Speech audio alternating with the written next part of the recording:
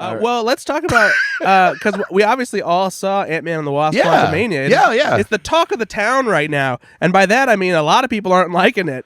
And guess what? They can go fuck themselves. I liked it. I liked it. What's wrong I think it's a with lot people? of fun. I don't know. I really enjoyed this film. Okay, so here's my hot take. This movie has a stronger emotional core than Thor: Love and Thunder. Yeah. Which again, I defend. I didn't think Thor: Love and Thunder was good as Ragnarok, but people, just because it's not as good as Ragnarok doesn't mean I didn't enjoy the film experience. By the way, I loved Thor: Love and Thunder. Yeah, for that's all what I'm of its foibles and its but a lot of mistakes. people are like, "Oh, the worst film ever." No, I'm like, it's not. great. It's not as good as Ragnarok. Ragnarok it's is one of the great best Marvel films ever made with problems. Right? It's great with problems. This didn't have problems. It was just a good, but it wasn't a great movie. It's a good movie. It's very good movie. It might be my favorite Ant-Man, honestly. It has some problems.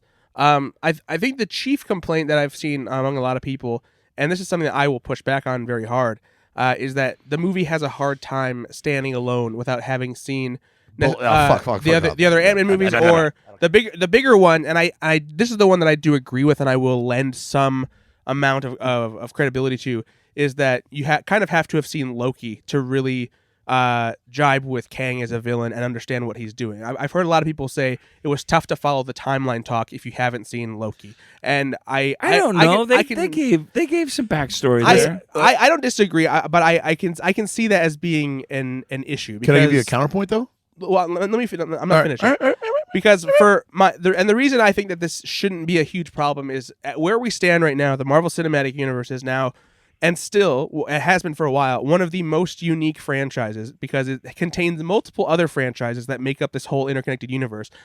And if you're trying to jump into the MCU and your entry point is Ant-Man 3, I don't feel bad for you if you don't understand some of the stuff that's going on. Granted, the TV show stuff has made things a little bit more convoluted, which is why the Loki point is one that I'm more like I will be like, oh, okay, that's fair.